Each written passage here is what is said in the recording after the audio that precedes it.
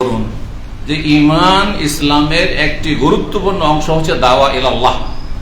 সুতরাং আল্লাহ রাব্বুল আলামিনের দ্বীনের খেদমতে কেউ যদি সুযোগ পান, সীমিত আকারে সুযোগ পান, যে কোনো স্তরে আপনি থাকেন না কেন, যদি সুযোগ পান একজন দুইজনকে যদি আল্লাহর রাস্তায় লাগিয়ে দিতে পারেন, জান্নাতের রাস্তায় লাগিয়ে দিতে পারেন, তো মনে করবেন যে এটি আল্লাহর এহসান আপনার ওপর, আমার ওপর, যে আমার ওসিলাতে কিছু লোক জান্নাতের রাস্তা ধরেছে।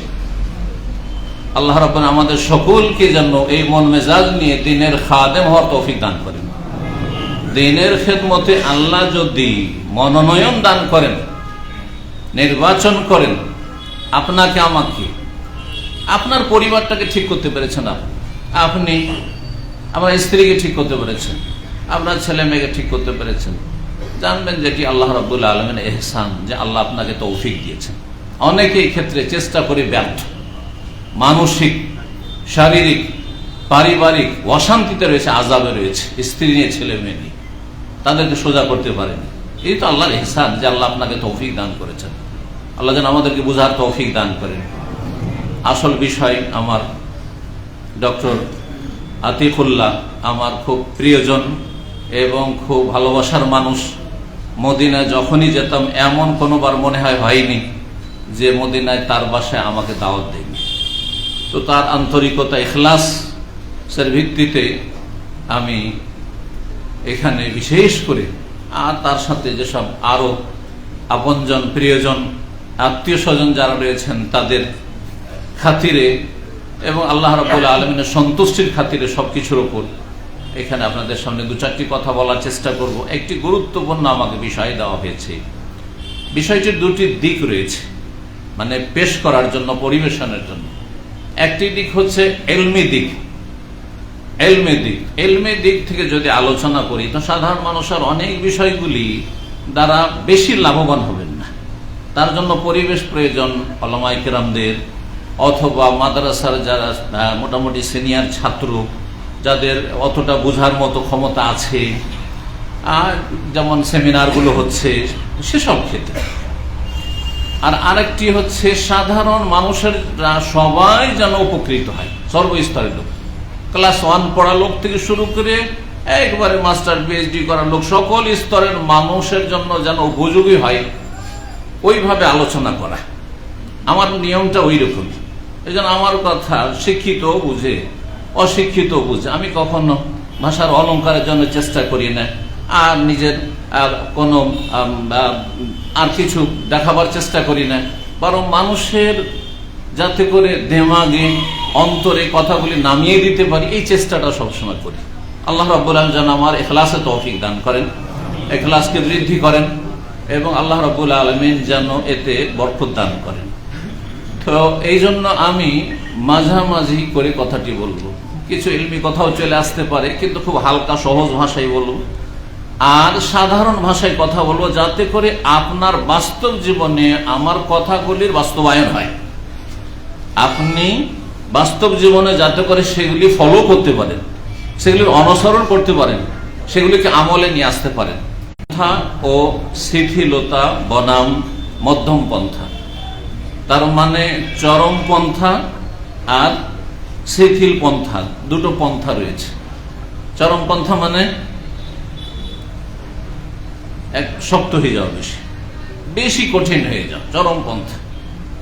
এটা একদিকে প্রান্তিকতা, এক কিনারায় চলে যাও। আরেকটা হচ্ছে শিথিলতা, এটা হচ্ছে আর একটি প্রান্তিকতা। আর মাঝখানে মানে মধ্যম পন্থা। মধ্যম পন্থা যেমন সামনে দিয়ে আমাদের এই সড়ক যাচ্ছে, রোড যাচ্ছে, একটা রোড রাস্তা চলে যাচ্ছে, আর দুই দিকে কি আছে? নিঃসন্দেহে দুই দিকে কি আছে? গর্ত আছে, বন জঙ্গল আছে। যখন আপনি চলবেন, আর যত দ্রুত চলবেন তত বেশি আপনাকে সতর্ক থাকতে হবে, যাতে করে আপনি এই মধ্যম পন্থা থেকে, এই সড়ক থেকে ডানে অথবা বামে নেমে না যান। যেমন ডানে নামলেও দুর্ঘটনার শিকার, আর ক্ষতিগ্রস্ত হবেন, হয়তো শেষ হয়ে যাবেন, আপনার সবকিছু শেষ হয়ে যাবে। বামে যদি নেমে যান বা নামে, যত দ্রুত বেগে আপনি চলবেন, দেখেন এই জন্য যত দ্রুতবেগী আপনার যানবাহন রয়েছে তত বেশি তাতে যদি দুর্ঘটনা ঘটে যায় তাহলে বাঁচার কোনো চান্স নেই। তো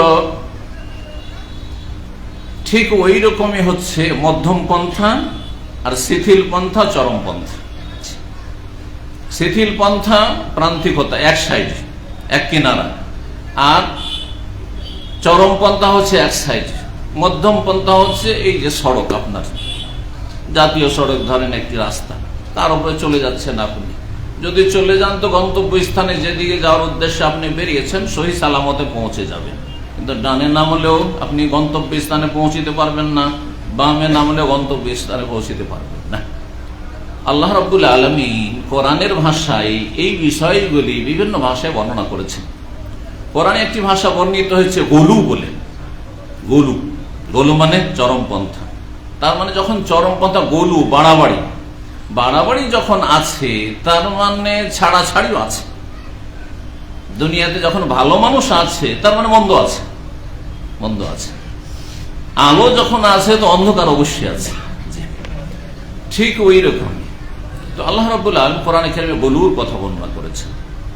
এই গলুর বিষয়ে, এই বাড়াবাড়ি সম্পর্কে দু একটি আয়াত আপনাদের সামনে পেশ করব, রাসূলুল্লাহ সাল্লাল্লাহু আলাইহি ওয়াসাল্লাম হাদিস পেশ করব, আর তারপরে আমার আলোচনাটি যদি সময় সাথ দেয় না, আর এতে যদি সময় সংকীর্ণ হয়ে যায়, সংক্ষেপে হলেও 10টি পয়েন্টে আমি বাস্তব জীবনে যাতে করে এই বিষয়গুলি ফলো করতে পারেন এবং আপনাদের জীবনে যে প্রান্তিকতা রয়েছে, হয় আপনি শিথিলতা রয়েছে আপনার জীবনে, আপনার পারিবারিক জীবনে, অথবা আপনার ছেলে মেয়েদের মধ্যে, আর না হলে চরমপন্থা রয়েছে, এগুলো থেকে সতর্ক সাবধান হয়ে নিজেকে সংশোধিত করতে পারেন। আল্লাহ রাব্বুল আলামিন যেন তৌফিক দান করেন। মহান আল্লাহ ইরশাদ করছেন সূরা হুদের আয়াত নম্বর 112-তে, ফাস্তাকিম কামা উমিরত, তুমি সোজা পথে চলো যেমন তুমি আদিষ্ট হয়েছো। মুফাসসিরিনগণ বলেছেন যে কোরআনে কারীমের সবচেয়ে কঠিন আয়াত হচ্ছে এটি, কঠিন নির্দেশ, খুব শক্ত নির্দেশ। তরজমা করলাম, হয়তো ভাবলেন যে এমন কোন কথা আছে, ফাস্তাকিম কামা উমিরত, যেমন আদেশ দেওয়া হয়েছে তেমন সোজা চল। মানুষ নিজের সুবিধা মতো ধর্মকর্ম পালন সবাই করে। মুসলিমরা নিজের সুবিধা বুঝে ধর্মকর্ম সবাই পালন করে। যেটা নিজের সুবিধার সেটা নিয়ে নিল, যেখানে অসুবিধা, যেখানে কষ্ট লাগছে, হ্যাঁ, আর যেখানে শরীরকে কষ্ট লাগছে, যেখানে পয়সা লাগছে, যেখানে কুরবানি দিতে হচ্ছে, যেখানে ঘুম ডিস্টার্ব হচ্ছে, সময় আমার অন্যদিকে লাগাবো, পয়সা ইনকাম হবে, এদিকে কিছু পাবো না, এদিকে বেনিফিট, ওইদিকে বেনিফিট নেই, সেখানে নিজের মতো ধর্মকর্ম করছে। আল্লাহ বলছেন এটা চলবে না, ফাস্তাকিম কামা উমিরতা। আর হুকুমটি কাকে, নির্দেশটি কাকে, কে বলতে পারে? মাদ্রাসার ছাত্র। 1 নম্বরে প্রথম আদেশ করা হয়েছে কাকে? কোন মাদ্রাসার ছাত্র নেই সামনে? তরজমা বুঝেন না। ফাস্তাকিম, হে নবী, এক বচন, তুমি সোজা পথে চলো, সোজা চলো যেমন তোমাকে আদেশ করা হয়েছে। মানে আমার আদেশ মোতাবেক তোমাকে চলতে হবে, তোমার খেয়াল খুশি চললে হবে না। আমি তো সোজাই চলছি, আমি তো ভালোই চলছি, এটা করলে হবে না। তোমাকে যেমন আদেশ করা হয়েছে পদে পদে, প্রতিটি ক্ষেত্রে, প্রতিটি মুহূর্তে সেইভাবে তোমাকে সোজা চলতে হবে। সবচেয়ে কঠিন কথা। দেখেন, কোন একদিন ঘুম ভেঙে গেছে, ফজরে চলে গেলেন আপনি, আর কোন একদিন রাত 2টার সময় ঘুমাইলেন, সুতরাং আজকে থাক, উঠবো না, ওই সকালে উঠে যখন সকাল 9টা 10টায় নাস্তা পানি করবো বা ডিউটি যাবো তখন পড়ে দেবো। এইরকম নামাজি তো অনেক আছে। হ্যাঁ, সুবিধাবাদী মুসলিম, অধিকাংশ সুবিধাবাদী মুসলিম, সমস্ত ক্ষেত্রে, শুধু আমাদের ক্ষেত্রে, সমস্ত ইবাদতবন্দির ক্ষেত্রে, পর্দার ক্ষেত্রে, হ্যাঁ, আর আপনার হালাল হারামের ক্ষেত্রে না, এটা হালাল, এটা হারাম, হ্যাঁ, কারণ ওইখানে আপনার স্বার্থে আঘাত লাগছে না। কিন্তু যখন আপনার স্বার্থে, যখন এখানে আঘাত লাগছে, যে এখানে তো আমার রাস্তায় বন্ধ হয়ে যাবে, রুজির রাস্তা বন্ধ হয়ে যাবে, সেখানে আপনি তখন আপনার সুবিধা মতো ধর্মকর্ম করছেন, আপনি আপনার সুবিধা মতো বিভিন্ন ব্যাখ্যা করে নিচ্ছেন, আপনি বিভিন্ন তাবিল করে নিচ্ছেন আপনি, আর তারপর সেটাকে হালাল করে ফেলছেন। ইত্তেবাউল হাওয়া, এটি কুপ্রবৃত্তির অনুসরণ। ফাস্তাকিম কামা উমিরতা, তোমাকে যেমন করে আদেশ করা হয়েছে ওইভাবেই তোমাকে সোজা চলতে হবে। ওয়ামান তাবা মাক, আর তোমার সাথে যারা তওবা করে ইসলাম গ্রহণ করে এসেছে, আবু বকর, ওমর, ওসমান, আলী, সাহাবায়ে কেরাম, তারাও যেন ওইভাবে সোজা চলে যেইভাবে আদেশ করা হয়েছে তোমাকে। ওয়ালা তাতগাও, তোমরা সীমা লঙ্ঘন করিও না, বাড়াবাড়ি করিও না। সীমানা বর্ডার যে রয়েছে, বর্ডার ক্রস করিও না। রাস্তা রয়েছে, রোড রয়েছে, রাস্তার নিচে নামিও না, এদিকেও নামিও ওইদিকেও নামিও না। জান্নাতের রাস্তা, জান্নাতের রাস্তাকে কি বলা হয়েছে সূরা ফাতিহাতে? কে বলতে পারে? সিরাতে মুস্তাকিম। কতবার দোয়া করছেন চিন্তা করুন তো দেখি। 5 ওয়াক্ত সালাতে 17 রাকাত ফরজে 17 বার সূরা ফাতিহা ছাড়া সালাত হয় না, ঠিক না? আর তারপরে 12 রাকাত সুন্নাতে 12 বার পড়লেন আপনি ইহদিনাস সিরাতাল মুস্তাকিম। আর তারপরে বেতর তো 12 আর 17 কত হইল? তাড়াতাড়ি হিসাব করে বলেন কত? 29। এক রাকাতও যদি বেতর পড়েন তাহলে কত হয়ে যাবে? 30 হয়ে যাবে। আর যদি কেউ তাহাজ্জুদ পড়ার লোক হন তাহলে আর 10 বেড়ে গেল, ঠিক না? তাহলে কত হয়ে গেল? 40 হয়ে গেল। নিয়মিত রাসূলুল্লাহ সাল্লাল্লাহু আলাইহি ওয়াসাল্লাম 40 রাকাত সালাত পড়েছেন। আর সালাতুদ দুহা মাঝে মাঝে পড়েছেন, মাঝে মাঝে ছেড়েছেন। নিয়মিত রাসূলুল্লাহ সাল্লাল্লাহু আলাইহি ওয়াসাল্লাম 40 রাকাত। ইমাম ইবনুল কাইয়িম রাহিমাহুল্লাহ বলছেন যে রাসূলুল্লাহ সাল্লাল্লাহু আলাইহি ওয়াসাল্লামের যেটা দৈনন্দিন সালাতের আমল সেটা 40 এর বেশি ছিল না। এখানে আমার আলোচনা একটি পয়েন্ট আসবে যে ইবাদত বন্দেগীর ক্ষেত্রেও বাড়াবাড়ি, ছাড়াছাড়ি, চরমপন্থা, শিথিল পন্থা আরেকটা মুসলিম সমাজে আছে। তো আল্লাহ রাব্বুল আলামিন সোজা চলতে বলেছেন, সীমা লঙ্ঘন করতে নিষেধ করেছেন, বাড়াবাড়ি করতে নিষেধ করেছেন। কোরআনে কারীমের দুটো সূরাতে, সূরা নিসা এবং সূরা মায়েদার দুটো আয়াত আল্লাহ বলেছেন, ইয়া আহলাল কিতাবে লা তাগলু ফি দীনিকুম, হে আহলি কিতাব, হে ইহুদি খ্রিস্টানরা, তোমরা ধর্মের ক্ষেত্রে বাড়াবাড়ি করিও না, চরমপন্থা অবলম্বন করিও না, অতিরঞ্জন করিও না। লা তাগলু ফি, ধর্মের ক্ষেত্রে, ধর্ম দ্বীনের ইলমকে শামিল, আমলকে শামিল, দাওয়াকে শামিল, মুসলিম জীবনের সার্বিক ক্ষেত্রকে শামিল, সমস্ত জীবনকে শামিল। জীবনের একজন মুসলিম যদি সৎ নিয়ত রাখে, তার নিদ্রা, তার বিশ্রাম, তার খাওয়া দাওয়া, তার রুজি রোজগার সবকিছু আল্লাহর সন্তুষ্টি, তার কাজ, নেকির কাজ।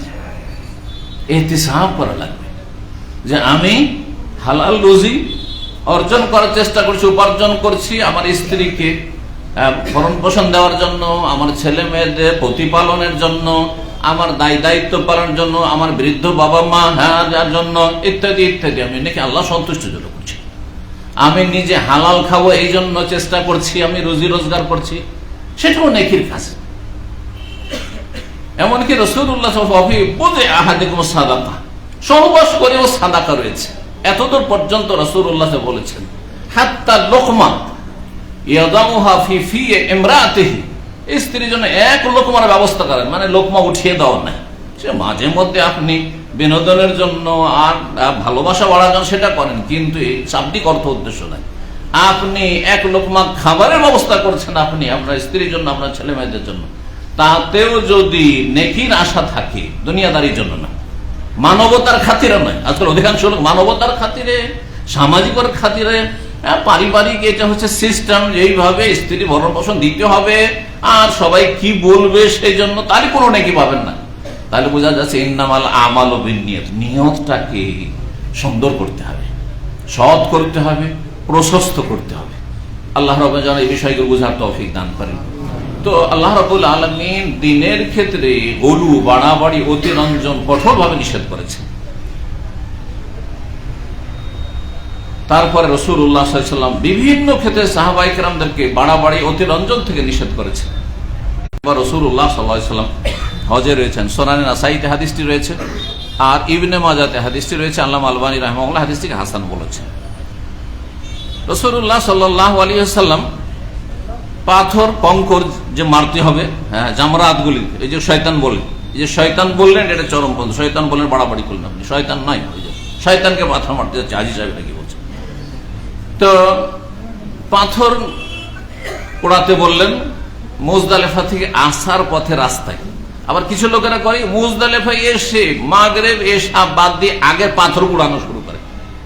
এটা হচ্ছে বাড়াবাড়ি, এটা হচ্ছে আমলের ক্ষেত্রে বাড়াবাড়ির নজির। এইরকম জীবনে অনেক আছে, অনেক আছে, বলে শেষ করা যাবে না। যে আমাদের মধ্যে এই যে বাড়াবাড়িগুলি রয়েছে আর ছাড়াছাড়ি রয়েছে, আর দুটোই যে গুমরাহি আর দুটোই যে ধ্বংসের রাস্তা, আল্লাহ রাব্বুল আলামিন যেন আমাদের এই বিষয় সম্পর্কে বুঝার, জ্ঞান অর্জনের এবং সংশোধনের তৌফিক দান করেন। তো রাসূলুল্লাহ সাল্লাল্লাহু আলাইহি সাল্লাম বললেন যে আমার জন্য কঙ্কর কুড়িয়ে নিয়ে আসো। তো দেখছেন একটু বড় বড় নিচ্ছে হয়তো, তখন বললেন ইয়াকুম ওয়াল গুলু ফিদ্দিন, সাবধান তোমরা ধর্মের ক্ষেত্রে বাড়াবাড়ি করবে না। যে ছোট ছোট কঙ্কর নিতে বললাম, বুটের দানার চাইতে সামান্য একটু বড়, আর বড় বড় একবারে পাথর নিয়ে চলে আসলে যাতে কারো চোখ কানা হয়ে যাবে, কারো মাথা ফেটে যাবে, কারো আরো কিছু হবে, রক্ত ঝরবে, এমনটা যেন না হয়। বাড়াবাড়ি করিও না। অথচ সামান্য বিষয় ছিল, বিষয়টা তো সামান্য, তাই না মনে হচ্ছে, কিন্তু নবী সাল্লাল্লাহু আলাইহি ওয়াসাল্লাম বলছেন সাবধান, ফাইন্নামা আহলাকা মান কানা ক্বাবলাকুম আল গুলু ফিদ্দিন, তোমাদের পূর্বের যেসব জাতিরা ছিল সেসব জাতিকে ধর্মের ক্ষেত্রে বাড়াবাড়ি ধ্বংস। বাড়াবাড়ি কোনো ক্ষেত্রে চলবে না, যেমন বাড়াবাড়ি চলবে না তেমন ছাড়াছাড়ি চলবে না। এখন আরেকটি বিষয় এখানে বলি আমার পয়েন্টগুলি বলার আগে, সেটা হচ্ছে যে আমার সামনে অধিকাংশ আহলে হাদিস ভাইরা রয়েছে। সুতরাং বেদাতি সমাজে যেসব যে দোষ ত্রুটি রয়েছে বা রোগ রয়েছে, ধর্মীয় রোগ রয়েছে, সেগুলি নিয়ে আলোচনা আপনাদেরকে শুনিয়ে শুধু আপনাদেরকে খুশি করা হবে। যেমন কিছু বক্তারা যারা পেশাদার বক্তা আসলো আর একবারে বেদাতিদের বিরুদ্ধে গরম গরম বলে চলে গেল, আর আহলে হাদিস ভাইরা বেনামাজি হলো খুব খুশি যে আজকে দিয়েছে মাজার পূজারীদেরকে, আজকে দিয়েছে ভালো করে একবার ডোজ দিয়েছে মিলাদিদেরকে, তাই না, খুব খুশি। এটা তো আমার উদ্দেশ্য নাই যে আপনাদের খুশি করবো, বরং আমার উদ্দেশ্য হচ্ছে আপনাদের সংশোধন করতে হবে। আপনাদের রোগগুলি কি আছে, এই রোগগুলিকে নির্ণয় করতে হবে, আর তারপরে রোগের আপনার প্রেসক্রিপশন দিতে হবে, আর তারপরে আপনাদেরকে সেগুলি সেইভাবে সেবন করতে হবে, তাহলে রোগ ভালো হবে। আমি হয়তো প্রেসক্রিপশন ডাক্তারের মতো, ডাক্তার যারা ওলামা দোয়া তারা হচ্ছে ডাক্তার, চিকিৎসক, রোহের চিকিৎসা করে, কলবের চিকিৎসা করে, তারা শরীরের চিকিৎসা করে। শরীর নিয়ে লক্ষ লক্ষ টাকা খরচ করে আসছে, শরীরের জন্য লক্ষ লক্ষ টাকা, কেন জমি জায়গায় সমস্ত ভিটা মাটি যদি বিক্রি করে দিতে হয়, হ্যাঁ, আর যদি কোনো ডাক্তার নিশ্চয়তা দেয় যে এই অপারেশন সাকসেস হবে এবং আপনার জীবনটা বেঁচে যাবে, না হলে আপনি মরে যাবেন, সবকিছু বিক্রি করে দিয়ে আপনি একবার ফুটপাতে নেমে যাবেন, তাহলে শরীরের কত যত্ন নিচ্ছেন, শরীরে কত গুরুত্ব দিচ্ছেন, শরীর পরিচর্যার ক্ষেত্রে কত গুরুত্ব দিচ্ছেন, আর কত খরচ করছেন এর জন্য। কিন্তু রুহের জন্য কি করছেন আপনি? আত্মার কি আহার দিচ্ছেন আপনি? কলবের সংশোধনের জন্য যে কলবের যে রোগগুলি রয়েছে, এই রোগগুলি ভালো করার জন্য কতটা চেষ্টা করছেন? রোগ বুঝে নিন আপনি। আপনার কলব যে রোগে একবারে জর্জরিত হয়ে আছে, আপনি বুঝেন না যে আপনার কলব, আপনার অন্তর রোগাক্রান্ত, একেবারে এমন রুগ্ন যে বেকার হয়ে গেছে, বেকার হয়ে গেছে। আল্লাহর বোঝার তৌফিক দান করেন। তো আমি যে কথাটি বলবো সেটা হচ্ছে যে আমাদের আহলে হাদিস সমাজে শিথিলপন্থীদের সংখ্যা অনেক, যাদেরকে আরবি ভাষায় মুরজিয়া বলা হয়, যেটা ডক্টর আতিকুল্লাহ ওয়াফাকাহুল্লাহ তিনি বললেন মুরজিয়া। মুরজিয়া মানে আমলের গুরুত্ব নেই তাদের কাছে, আমল না করলেও কোনো অসুবিধা নেই, আমল করেন আর না করেন, কালেমা পড়লেই সার্টিফিকেট পেয়ে গেলেন জান্নাত, এরা হলো মুরজিয়া। তো জন্মসূত্রে আহলে হাদিস, আর আমরা অন্যদের মতো মাজারে যাই না, সেজদা করি না, আর আমরা ওইসব মিলাদ টিলাদ তেয়াম ওইসবও করি না, আমরা শয়ে বারাত ওই হালুয়া রুটি আর মরার নামে খানা ভোজ ওগুলো করি না, আমার জান্নাতের সার্টিফিকেট নিয়ে চলে এসেছি। অথচ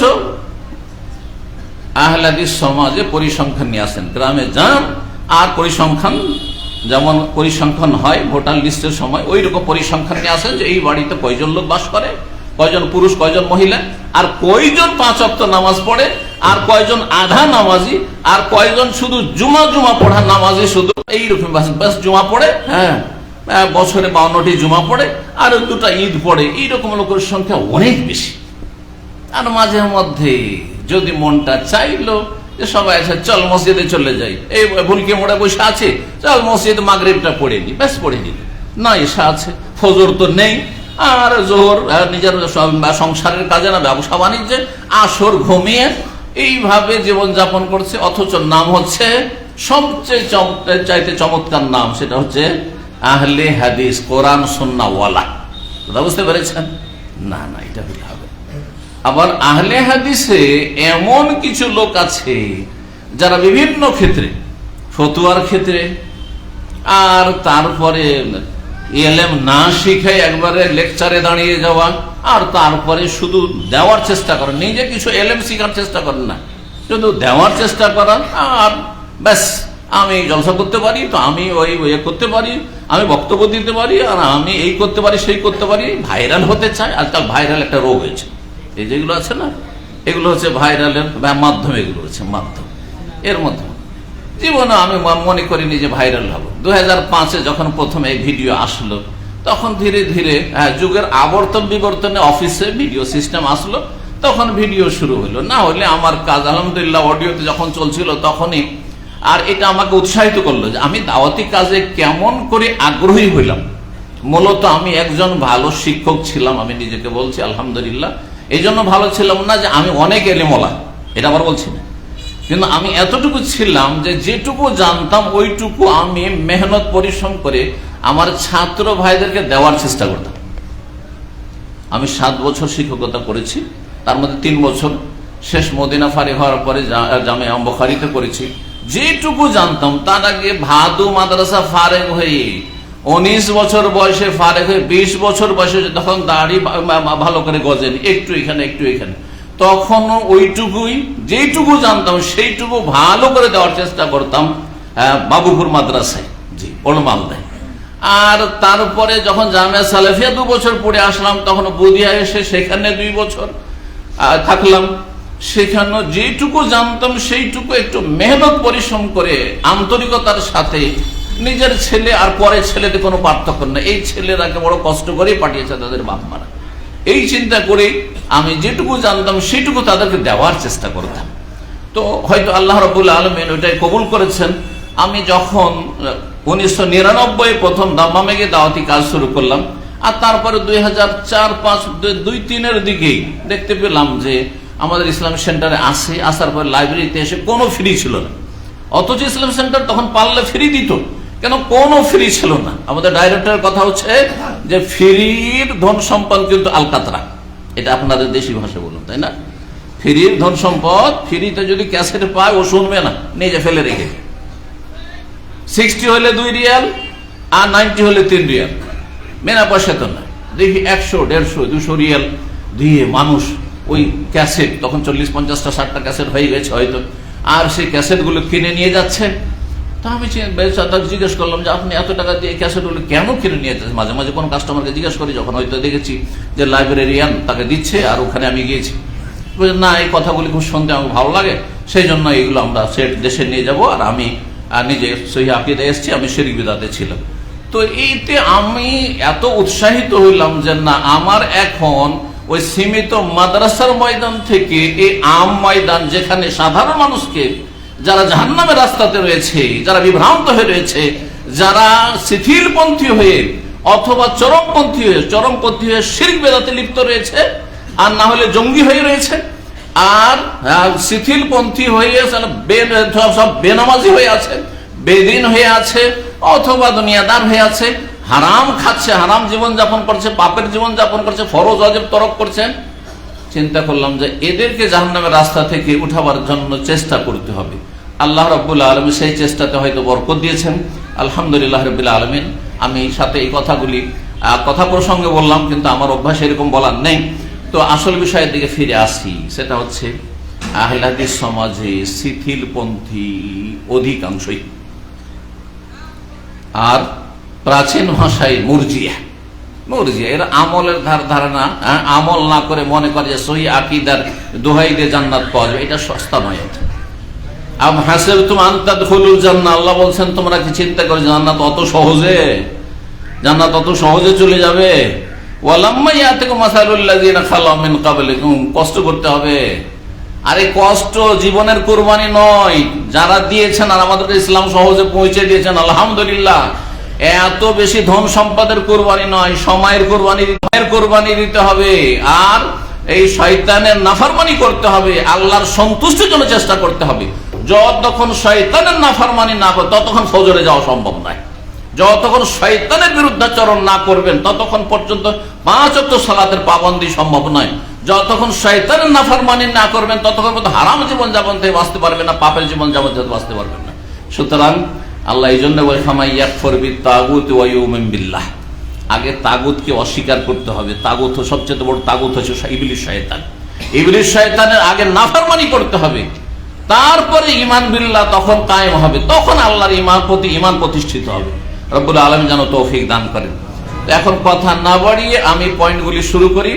প্রথম যে পয়েন্টটি বলবো সেটি হচ্ছে চরমপন্থা আর শিথিল পন্থা ঈমানের ক্ষেত্রে। ঈমানের ক্ষেত্রে চরমপন্থা এবং শিথিল পন্থা আমাদের মধ্যে আছে। সেটা হচ্ছে যে বিশেষ করে যারা নতুন নতুন ভাইরা জেনারেল লাইনে লেখাপড়া করার পরে শিক্ষিত, মাশাআল্লাহ তারা, আর শিক্ষিত লোকেরা মাশাআল্লাহ, আর বিশেষ করে আমাদের যুবক ছেলেরা দিনের দিকে অনেক বেশি আসছে। এটা আমাদের জন্য বড়ই সুসংবাদ বলতে হবে। আর এতে আমরা বড় আশ্বস্ত হচ্ছি এবং এতে আমরা আমাদের ভবিষ্যৎ উজ্জ্বল দেখছি। কিন্তু আরেকটা দিকে চরম ঝুঁকি দেখছি, সেটা হচ্ছে যে এক গর্ত থেকে উঠে আসার পরে আরেক গর্তে পড়তে যাচ্ছে। সেটা হচ্ছে চরমপন্থার গর্ত। এই চরমপন্থার গর্ত থেকে বাঁচতে হবে, রব্বুল আলামিন যেন তৌফিক দান করেন। সেটা কি? সেটা হচ্ছে যে যদি মুসলিম সমাজে সে নেতৃস্থানীয় ব্যক্তি হোক অথবা পয়সাওয়ালা লোকেরা হোক, যার কাছে যত বেশি ক্ষমতা আছে আর যত বেশি পয়সা আছে তার কাছে পাপের অন্যায়ের উপায় উপকরণ মাধ্যম অনেক বেশি। তার জন্য পাপের দিকে চলে যাওয়াটা খুব সহজ, কারণ তার ক্ষমতাও আছে আর পয়সার বলও আছে, যার ফলে খানিকটা বেপরোয়া হইতে পারে। কারণ কোরআনের ভাষা আল্লাহ বলছেন কাল্লা ইন্নাল ইনসানা লা ইয়াতগা আর রাআহু ইসতাগনা, সূরা আলাকা আল্লাহ বলছেন, শোনো আল্লাহ বলছেন ইন্নাল ইনসানা লা ইয়াতগা, মানুষ তখনই সীমালঙ্ঘন করে, তখনই পাপে জড়িয়ে যায়, তখনই বেনামাজি হয়ে যায়, তখনই হারাম খায়, আর তখনই বিভিন্ন পাপে জড়িয়ে যায়, মদ খায় আর বিভিন্ন রকমের আপনার অন্যায় অত্যাচারে এবং জুলম অত্যাচার করে থাকে, মানুষের জুলম অত্যাচার করে থাকে। কখন?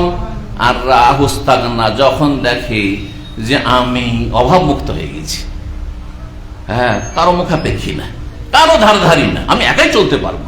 যখন এইরকমটা মনোভাব হয় যে আমি আমার ক্ষমতার বলে, আমার নেতৃত্বের বলে, আমার পয়সার বলে আমি নিজেই গ্রামবাসীর ধারধারি না, আমি সমাজের ধারধারি না, অথবা আলেম ওলামার ধারধারি না, তখন সীমা লঙ্ঘন হওয়াটা স্বাভাবিক। সবাই তখন আল্লাহর নাফরমানিতে নেমে আসে, পাপে নেমে আসে। কিন্তু যত অভাব থাকে, আবার কিছু লোক আমাদের সমাজে এমন আছে, কারণ যেহেতু আমাদের সমাজে সংশোধন উদ্দেশ্য, অভাবে স্বভাব নষ্ট।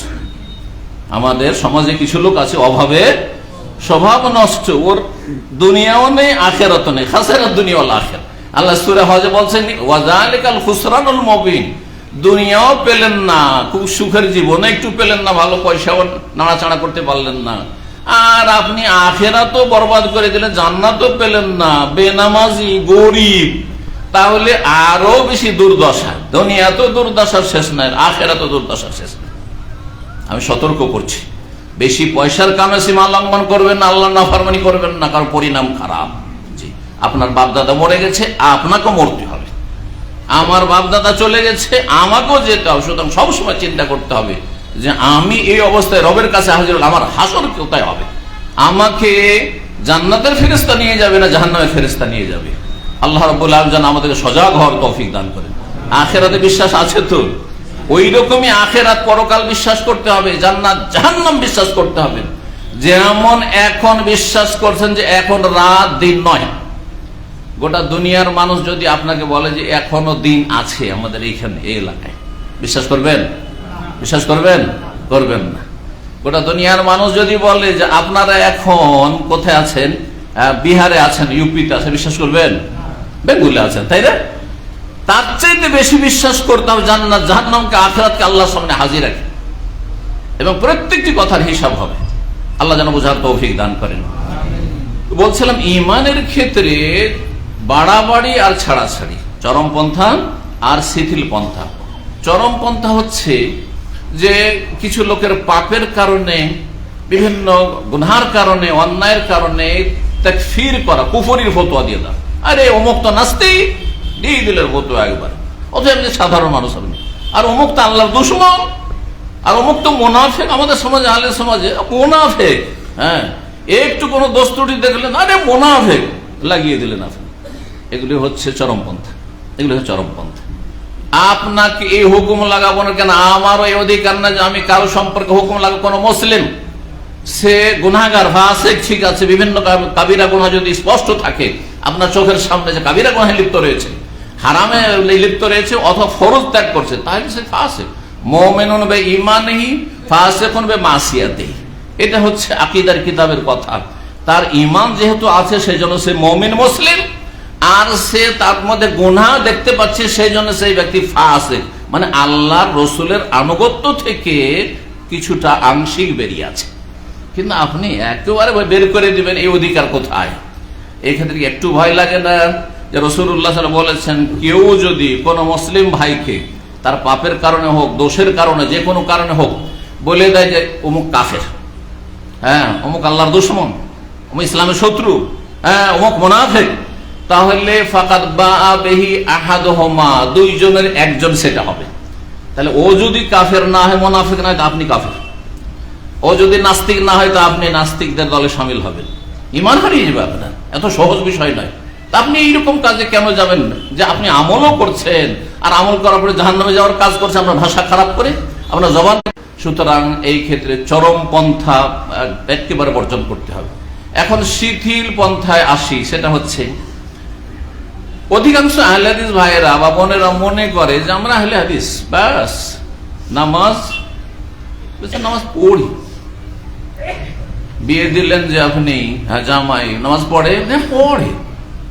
হ্যাঁ, অনেক সময় আমি তো একটু টেনে, এটা হচ্ছে যারা একটু মধ্যমপন্থীরা টেনে টেনে বলে, জানছে যে আমার জামাই বা আমার আত্মীয়রা ওরা অত নামাজি না, তখন বলে একটু হ্যাঁ পড়ে, তার মানে পড়ে, মাঝে মধ্যে পড়ে, মাঝে মধ্যে পড়ে, ওতে বোঝা যায় যে হ্যাঁ কিছুটা ত্রুটি আছে। কিন্তু কিছু আছে, হ্যাঁ মুদ্দাই সুস্ত আর গাওয়া চুস্ত, কথা বোঝা গেছে? না না না না, একেবারে পাক্কা নামাজি। আরে কি বলেন আপনি, হ্যাঁ একেবারে। তো সাবধান, সতর্ক, বিশেষ করে আহলে হাদিস সমাজে নামাজের ক্ষেত্রে যে ত্রুটি, এই ত্রুটি থেকে অবশ্যই মুক্ত হইতে হবে। আর না হলে আপনি নিজেকে আহলে হাদিস পরিচয় দেওয়ার কোনো অধিকার রাখেন না আপনি। কারণ নামাজ এমন একটি গুরুত্বপূর্ণ আমল, যেই আমলের ক্ষেত্রে সাহাবায়ে কেরামদের ইজমা ছিল। ভালো করে শুনে কথা, কানু লা ইয়ারাউনা শাইয়্যাম মিনাল আমালি তারকুহু কুফরুন গায়রাস সালাহ। সালাফগণ, সাহাবায়ে কেরামগণ কোন আমল পরিত্যাগ করাকে কুফরি মনে করতেন না, সালাত ব্যতিরেকে। একমাত্র নামাজ ছেড়ে দিলে মনে করে যে কুফরি করে দিল।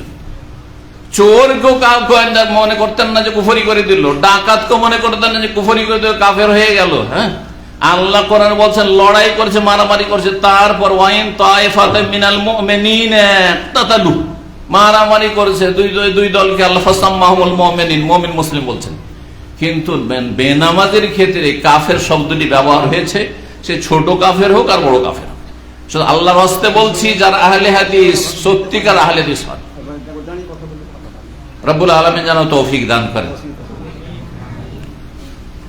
ঈমানের ক্ষেত্রে সংক্ষেপে এই কথাটি বললাম, কারণ হ্যাঁ সময় আমাদের বেশি নাই এবং প্রথম পয়েন্টটি আছে। 2 নম্বর যে পয়েন্টটি বলবো সেটা হচ্ছে, কোন ব্যক্তির সম্মান করতে গিয়ে অথবা অসম্মান করতে গিয়ে বাড়াবাড়ি ছাড়াছাড়ি, চরমপন্থা, আর না হলে শিথিল পন্থা। ব্যক্তি আপনি রাসূলুল্লাহ সাল্লাল্লাহু আলাইহি ওয়াসাল্লাম থেকে শুরু করেন, যদিও রাসূলুল্লাহ সাল্লাল্লাহু আলাইহি ওয়াসাল্লামের ক্ষেত্রে বলবেন যে আহলে হাদিস, আমরা তো রাসূলুল্লাহ সাল্লাল্লাহু আলাইহি ওয়াসাল্লামের ক্ষেত্রে বাড়াবাড়ি করি না, হ্যাঁ, আর কিন্তু ছাড়াছাড়ি অবশ্যই আছে, শিথিল পন্থা অবশ্যই আছে।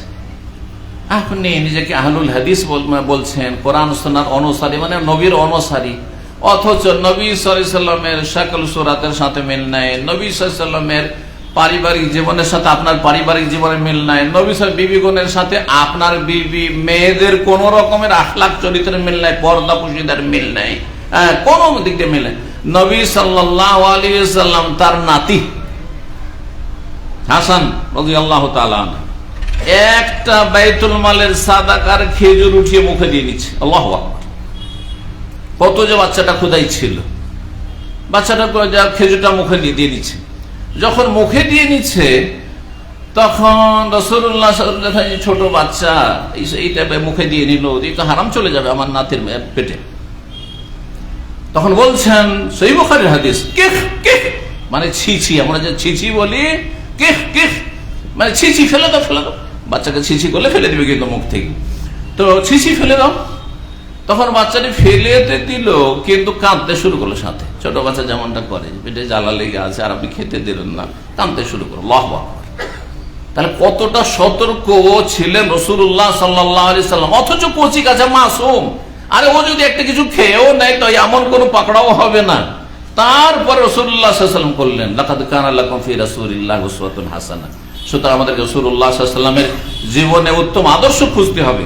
তো বলছিলাম যে ব্যক্তির মহব্বতে, ব্যক্তির ভালোবাসায়, ব্যক্তির অনুসরণে, ব্যক্তিকে পাক পবিত্র ঘোষণা করতে গিয়ে বা ব্যক্তির সম্মান মর্যাদায় অতিরঞ্জন বাড়াবাড়ি এবং ছাড়াছাড়ি, রাসূলুল্লাহ সাল্লাল্লাহু আলাইহি ওয়াসাল্লাম স্বয়ং বলেছেন, লা তুতরুনি, আমার সম্পর্কে অতিরঞ্জন বাড়াবাড়ি করিও না। বেশি প্রশংসা করতে করতে এমনটা করিও না যে আমাকে আল্লাহর জায়গায় উঠিয়ে দিলে, হ্যাঁ, যেমন বেদাতিরা করে থাকে। হ্যাঁ, নবী, হ্যাঁ, আল্লাহর নূরে পয়দা, নবীর ছায়া ছিল না, নবীর পেশাব পায়খানা দেখা যেত না, নবীর এই আর নবী আলেমুল গায়ব, নবী হাজির নাজির, জি সব বাড়াবাড়ি। আলহামদুলিল্লাহ, আলহামদুলিল্লাহ যে আহলে হাদিস এইসব ভ্রান্ত আকীদা, শিরকি আর বেদাতি আকীদা রাখে না, এই দিকটা আহলে হাদিসের প্রশংসনীয়।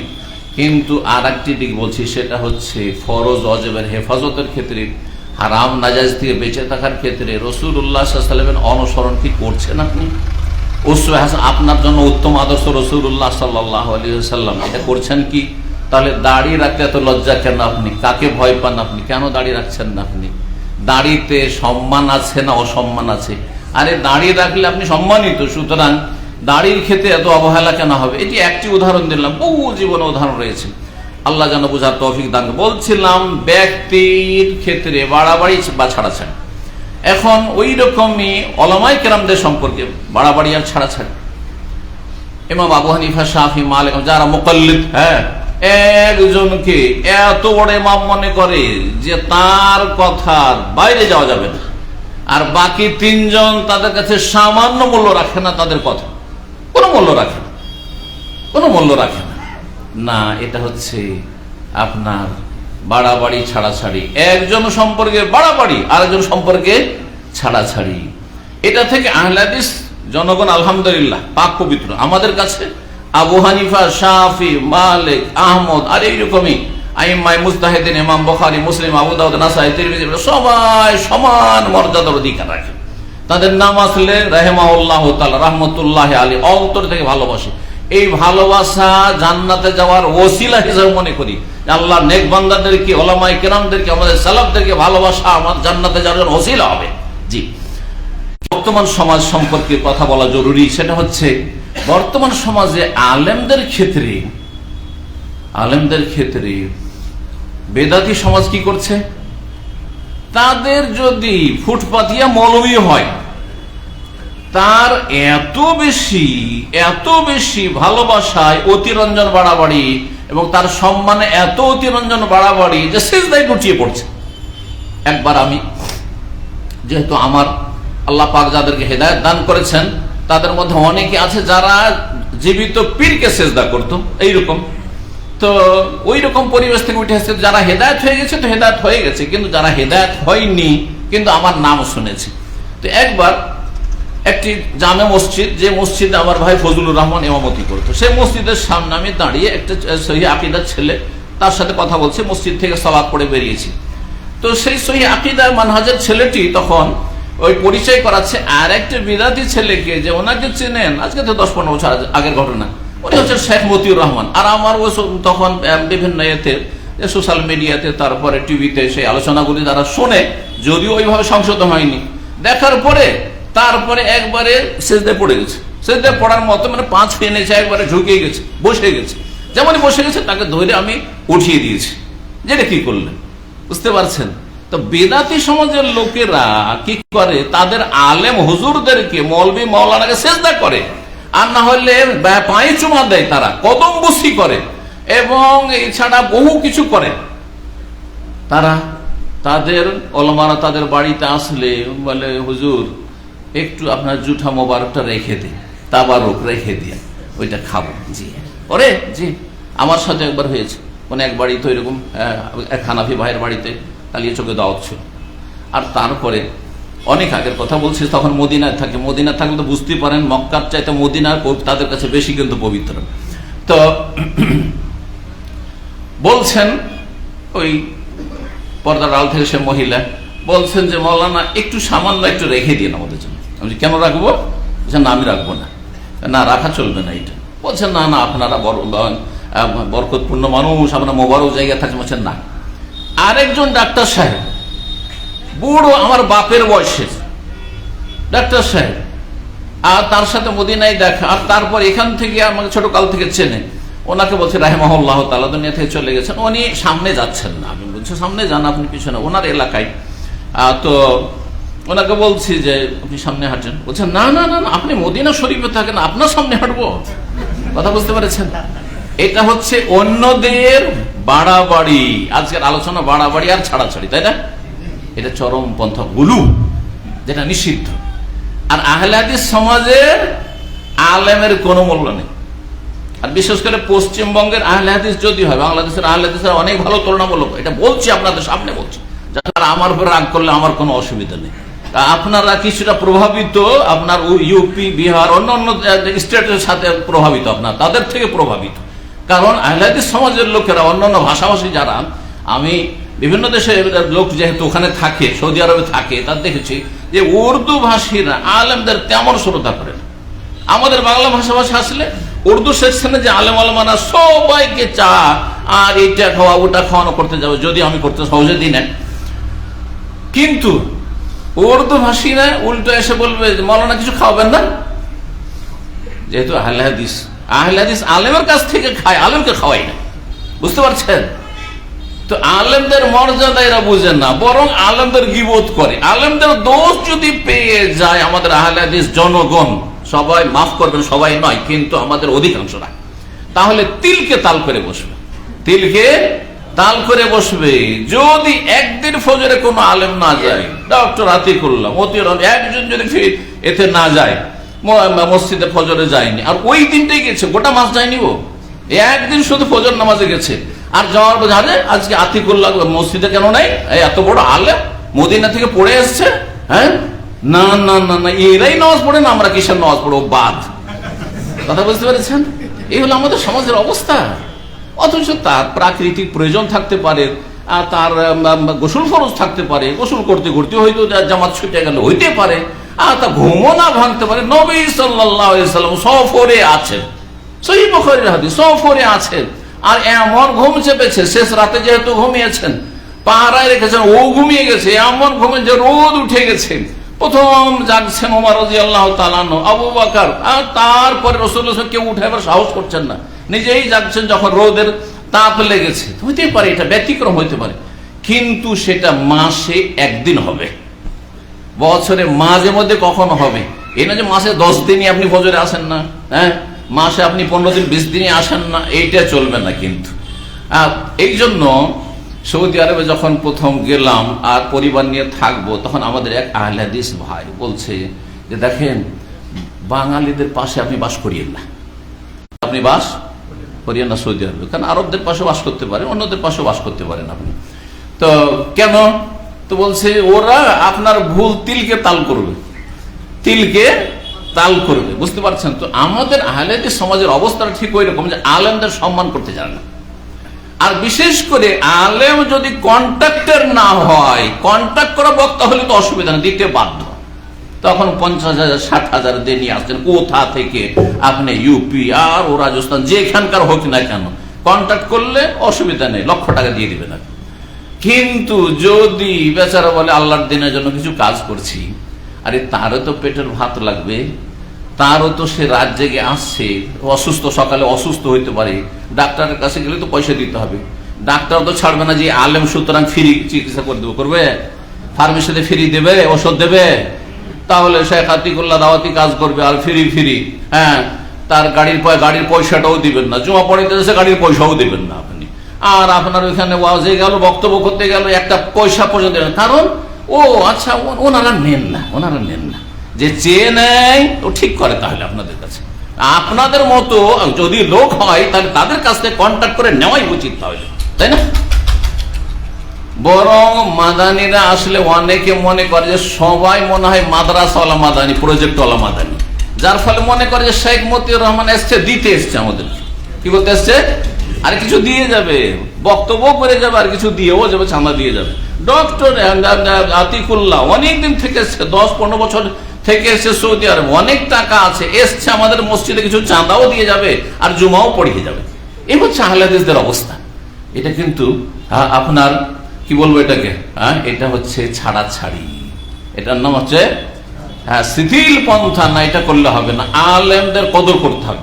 তারপর আরেকটি দিক বলি, আলেমদের কদর করার ক্ষেত্রে আহলে হাদিসদের অনেক মৌলভী সাহেবরা করবে, তাই না? এখন এতক্ষণ তো জনগণ সম্পর্কে বলছিল, মৌলভী সাহেব রাগ করবে, মৌলভী সাহেব ছোট মোটো মৌলভী সবাই মুফতি, সবাই কি ফতোয়া ছাড়া কিন্তু কেউ নাই। যদি আহলে হাদিস হয়ে যায়, দেখেন আমি এজন্য বলি, দেখেন হানাফিদের কিন্তু একটা মার্জা আছে, হানাফিরা দেওবন্দের ফতোয়া নেবে, দেওবন্দি হলে দেওবন্দের ফতোয়া নেবে, বেরেলভি হইলে তাদের বেরেলভি শরীফের ফতোয়া আসতে হবে, বোঝা গেছে, সেখান থেকে ফতোয়া আসতে হবে।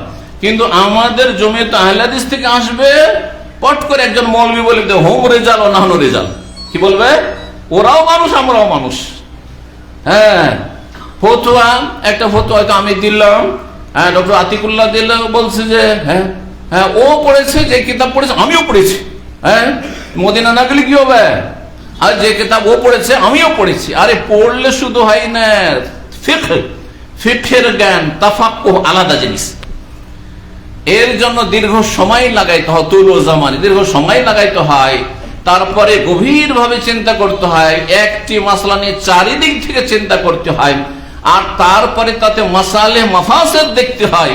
এই সহজ কথা নাই যে হাদিসের তরজমা করে ফতোয়া দিচ্ছি আমি, কারণ এইরকম কিছু বক্তা আমাদের সমাজে যে বেরিয়েছে যে আমি তো হাদিসের তরজমা করছি, আমি কি দোষ করলাম? হাদিসের তরজমা করে যদি ফতোয়া দেন শুধু আর কোনো ফিকহ না থাকে, হয় খারেজি হয়ে যাবেন, চরমপন্থী হয়ে যাবেন, আর না হলে আপনি মুরজিয়া হয়ে যাবেন। যে হাদিসগুলিতে বড় আশা আকাঙ্ক্ষার কথা, কলমা পড়লি জান্নাত, শুধু হাদিস পড়ে আপনি ফতোয়া দেন কলমা পড়লি তো জান্নাত রয়েছে, সুতরাং নামাজ রোজার কি প্রয়োজন রয়েছে? চুরি করেন, ডাকাতি করেন, বেঈমানি করেন, হারাম খান, সুদ খান, ঘুষ খান, বেঈমানি করেন, আর জুলম অত্যাচার করেন, কলমা পড়লি জান্নাত। কথা বোঝা গেছে? আর যদি শাস্তির হাদিসগুলি পড়ে যদি তরজমা করে মুফতি সেজে যান, তাহলে কি হয়ে যাবেন? খারিজি হয়ে যাবেন, আর না হলে মুতাজিলা হয়ে যাবেন। সুতরাং সাবধান, আলেমদের কদর করতে শিখুন এবং যোগ্য আলেম থেকে ফতোয়া নেওয়ার চেষ্টা করুন। ইমাম মালিক রাহিমাহুল্লাহ যখন মদিনায় জীবদ্দশায় ছিলেন, তখন মদিনার উলামায়ে কেরামরা এক বাক্যে তারা বলতেন, এটি প্রবাদে শামিল হয়, আমরা প্রবাদে বলি। এখন আমরা আলেম সমাজ যদি দেখি যে আমাদের চাইতে সিনিয়র কেউ আলেম আছে বা আমাদের চাইতে কেউ ছোট আছে, তখন এই কথাটি তখন বলে বড় সম্পর্কে, লা ইফতা ওয়া মালিকুন বিল মদিনা, লা ইফতা ওয়া মালিকুন বিল মদিনা, যতদিন পর্যন্ত ইমাম মালিক মদিনায় আছেন অন্য কারো ফতোয়া দেওয়ার অধিকার নেই, অন্য কারো ফতোয়া দেওয়ার অধিকার নেই। সুতরাং সতর্ক, সাবধান, এই বিষয়গুলিতে সাবধান। তো ব্যক্তি সম্পর্কে বাড়াবাড়ি ছাড়াছাড়ি থেকে বেঁচে থাকতে হবে। 3 নম্বর যে বিষয়টি বলবো সেটা হচ্ছে জ্ঞান অর্জনের ক্ষেত্রে, এলেম শেখার ক্ষেত্রে এবং এলেম চর্চার ক্ষেত্রে, এলেম দেওয়ার ক্ষেত্রে বাড়াবাড়ি ছাড়াছাড়ি থেকে মুক্ত হইতে হবে, মধ্যমপন্থী হইতে হবে। কিছু লোক আছে সামান্য এলেম শিখার পরে, সামান্য এলেম কম শিখছে কিন্তু দেওয়ার চেষ্টা বেশি, আমাদের নতুন নতুন যেসব ভাইরা আজকাল হেদায়েত হয়ে আসছেন না, জান্নার লাইন থেকে অথবা বিদাতি সমাজে ছিলেন, হেদায়েত হয়ে আসছেন, আসার পরে এলএম শিখবেন আসে। আমি অনেক ভাইদেরকে দেখেছি বই কালেকশন করেছে সৌদি আরব থেকে, বিভিন্ন জায়গা থেকে লাইব্রেরিতে যাচ্ছে, পয়সা দিয়ে বই কিনছে, নিজে বই পড়ে না। তারপরে বিভিন্ন বক্তব্য দেখেন ফেসবুকে, ফেসবুক মাস্টার, ফেসবুকে শেয়ার করছে, সোশ্যাল মিডিয়া ইউটিউবে শেয়ার করছে, ইউটিউবার। কিন্তু তাকে জিজ্ঞাসা করে যে তুমি বুকে হাত দিয়ে বলো যে 1 ঘন্টার একটি ভালো কোন আলেমের লেকচার তুমি শুনেছো একটা? না। 2 মিনিট শুনলো দিল টেনে, 2 মিনিট শুনলো দিল টেনে, 2 মিনিট শুনলো, ব্যাস। ও শুনবে না, শুধু শোনাবে, শুনবে না। কি করবে? অন্যকে আলো দিবে, নিজে অন্ধকারে থাকবে। অল্প এলেম শিখেই মনে করে যে আমি এখন দায়ী, সোশ্যাল মিডিয়ার, ফেসবুকের আমি দায়ী হয়ে গেছি, সোশ্যাল মিডিয়ার দায়ী হয়ে গেছে। না, খবরদার না, এরকমটা করবেন না। এই ক্ষেত্রে বাড়াবাড়ি ছাড়াছাড়ি, বাড়াবাড়িটা বললাম, ছাড়াছাড়ি কি? আমাদের আহলে হাদিস সমাজে যদি পরীক্ষা নিতে লাগি, তাহলে দেখবেন যে নামাজের শুরু থেকে শেষ পর্যন্ত অনেকের দোয়া সূরা মুখস্থ নেই। আল্লাহ, আমি পরীক্ষা করে দেখেছি, আত্মায়াত মুখস্থ নেই, ভালো করে দুরুদ মুখস্থ নেই, জি, দোয়া মাসুরা মুখস্থ নেই, আর সালাতের পর, নামাজের পর যে জিকির আজকার মুখস্থ নেই। যার ফলে কি করবে? সম্মিলিত মোনাজাতের বেদাত যতদিন ছিল ওইটা তো ততদিন করতো, আর সেটা আলহামদুলিল্লাহ উঠে যখন গেছে, আর এদিকে আসল পুঁজিও নাই, সুন্নতে পুঁজি নাই, তখন কেউ এদিক ওদিক একটু তাকিয়ে কে উঠছে কিনা, সবার একজন ওঠার অপেক্ষা করে, যেমন একজন উঠলো ব্যাস উঠে টান দিল, ব্যাস এই অবস্থা। এলেম শিখবেন না আপনি, পিছন দিকে লোক আওয়াজ শুনতে পাচ্ছে না, আওয়াজ শুনে যথেষ্ট। দাঁড়িয়ে বললে আধা ঘন্টার বেশি বলতে পারবো না আমি। আচ্ছা, না, আমার আলোচনার সময় কিন্তু পার হয়ে চলে যাচ্ছে কিন্তু। তো খুব সংক্ষেপে বললাম যে এলেম শিখুন, ফরজ আদায় করুন কমপক্ষে। এলেম শিখার ক্ষেত্রে বাড়াবাড়িতে যাবেন না, ছাড়াছাড়িতে যাবেন না। বাড়াবাড়ি হচ্ছে যে কিছু লোকের আছে যে যারা সাধারণ জনসাধারণ, তাদেরকে কোনো মূল্যায়ন করে না। জনসাধারণ ধার্মিক, মসজিদে আসছে, আপনার মাদ্রাসায় আসছে, এদেরকে মূল্যায়ন করতে হবে। আমি একটি কথা বলে যাই, মাদ্রাসার দায়িত্বশীল অনেকে রয়েছেন, আর সবাই মাদ্রাসা চালাচ্ছেন, সেজন্য বলছি কথাটি। মাদ্রাসাতে আজকালকার ফিতনার জামানায়, দুনিয়াদারি জানায়, দুনিয়ামুখীর জামানায় যারা মাদ্রাসায় ছেলে মেয়েদেরকে পড়াচ্ছে, তাদের সম্মান করবেন আপনারা। মাদ্রাসা কর্তৃপক্ষকে বলে যাচ্ছে, আপনারা ওইসব ভাইদের সম্মান করবেন। ওইসব নিজের কচিকাচার ছেলে মেয়েকে আপনাদের হোস্টেলে দিয়ে যাচ্ছে যে আমি মাদ্রাসায় পড়ে আমার ছেলেটাকে আলেম বানাবো, মেয়েটাকে আলেমা বানাবো, পর্দা পুশিদার মধ্যে রাখবো। কারণ আজকাল দুটো পয়সা হইলে জেনারেল লাইনে পড়াতে চায়, পয়সাওয়ালারা দিন শিখাতে চায় না, মন মেজাজ তৈরি হচ্ছে। সুতরাং এদের মূল্যায়ন করবেন, আপনি এদেরকে তুচ্ছ তাচ্ছিল্য করবেন, ছোট নজরে দেখবেন, এটা যেন না থাকে। তারপরে 4 নম্বর যে বিষয়টি বলে সেটা হয় বাড়াবাড়ি ইবাদত বন্দেগীর ক্ষেত্রে। ইবাদত বন্দেগীর ক্ষেত্রে বাড়াবাড়ি কি? ইবাদত বন্দেগীর ক্ষেত্রে বাড়াবাড়ি রয়েছে, সেটা হচ্ছে যে এক শ্রেণীর লোকেরা ফরজটা আদায় করেন না, ফরজটা আদায় করছেন না। এটা হচ্ছে শিথিল পন্থা। অন্তত 17 রাকাত ফরজ নামাজ আদায় করে জাহান্নাম থেকে বেঁচে যান। 17 রাকাত ফরজ আদায় করলে জাহান্নাম থেকে বেঁচে গেলেন আপনি, কাফেরের লিস্টে যাওয়া থেকে বেঁচে গেলেন আপনি।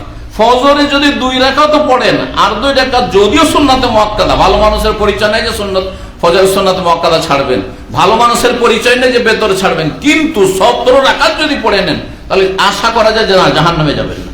কিন্তু যদি 15 পড়েন, জোহরে কিন্তু আপনি সুন্নাত পড়েছেন, মাগরিবের সুন্নাত পড়েছেন, এশা পড়েছেন, তখন সুন্নাত পড়েছেন, কিন্তু ফজরের ফরজ পড়লেন না, 2 রাকাত সূর্য উঠিয়ে দিলেন, জাহান্নামে যেতে হবে। ইবাদত বন্দেগীর ক্ষেত্রে এটি হচ্ছে ছাড়াছাড়ির একটি উদাহরণ দিলাম। আর বাড়াবাড়ি হচ্ছে কিছু লোকেরা, যদি আমাদের সমাজে, আলেমদের সমাজে কিছুটা বুঝে, কিন্তু বেদাতি সমাজে সুন্নাত আর ফরজে কোনো পার্থক্য করে না, সুন্নাত আর ফরজে কোনো পার্থক্য করে না। আমাদের সমাজে আছে, অন্য ক্ষেত্রে আছে, সুন্নাত আর ফরজে পার্থক্য করে না। যেমন ধরেন একটা সুন্নত মুস্তাহাব কাজ, এই যে জুমার খুতবাতে দাঁড়াইতে হবে কি নিয়ে? লাঠি নিয়ে। এটা একটা উদাহরণ দিই, ঠিক না? এই ক্ষেত্রে আহলে হাদিস সমাজে যদি বিনা লাঠিতে আমি দাঁড়িয়ে যাই, একবার আমি দাঁড়িয়েছিলাম কোথাও, লাঠিটা ইচ্ছা করে হাতে নিই, এই এলাকায় অথবা যখন এই এলাকায় হোক না কেন, ঠিক মনে আসছে না, কয়েক বছর আগের কথা বলছি। তো এক ভাই সামনে বসে আছে, জুমার দিনে আমার হাতে লাঠিটা ধরিয়ে দিচ্ছে, মানে আমাকে শিখাচ্ছে যে লাঠি নেন, লাঠি নেওয়া ফরজ। কথা বুঝতে পারছেন না? এটার নাম বাড়াবাড়ি। এই বাড়াবাড়ির উদাহরণ করে না দিলে বুঝবে না। যদি এক একটি উদাহরণ দিই তো ঘন্টার পর ঘন্টা চলে যাবে। তো কথা হচ্ছে যে এই যে বাড়াবাড়ি, যে সুন্নতকে ফরজ করে নাও, সুন্নতকে কি ফরজ মনে করে নেওয়া, না না না, মোটেই না। সুন্নতকে সুন্নত মনে করবেন আর ফরজকে ফরজ মনে করবেন, একাকার করে দিবেন না। জি, তো ইবাদত বন্দেগীর ক্ষেত্রে বাড়াবাড়ি আর ছাড়াছাড়ি আমাদের সমাজে রয়েছে, সুতরাং বাড়াবাড়ি ছাড়াছাড়ি যেন না থাকে। আচ্ছা, কেউ যদি সুন্নাত না পড়ে, তাহলে মসজিদে পড়ছে না। সৌদি আরবের লোকেরা বিশেষ করে যারা বেদাতি সমাজের লোক, তারা কি বলে, এরা নামাজ চুরি করে। কেন নামাজ চুরি করে বলে? হ্যাঁ, কারণ ওরা সাধারণত মসজিদের সুন্নাতগুলি পড়ে না। কোথায় পড়ে? বাড়িতে পড়ে। যারা পড়ে বাড়িতে পড়ে, মসজিদে ফরজটা পড়লে চলে গেল।